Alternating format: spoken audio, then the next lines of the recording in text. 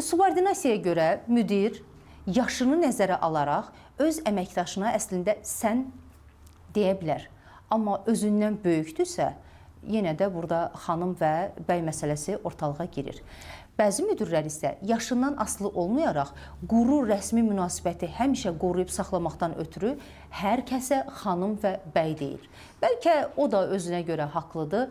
Çünki əgər iş yerində səmimiyyətin dozu aşarsa, bu işlərin vaxtında yerinə yetirilməməsinə, verilən tapşırıqların ciddiyə alınmamasına da gətirib çıxara bilər.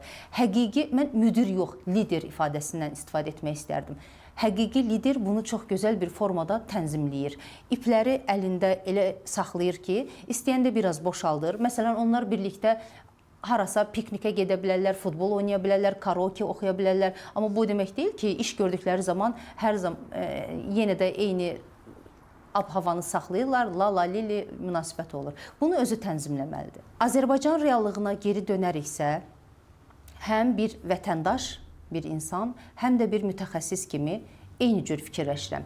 Tanımadığın adama sən deməməlisən. Rəsmi münasibətdə olduğun adama sən deməməlisən. Səndən böyük olan adama sən deməməlisən. Buna qarşı tərəf özü şərait yaradır.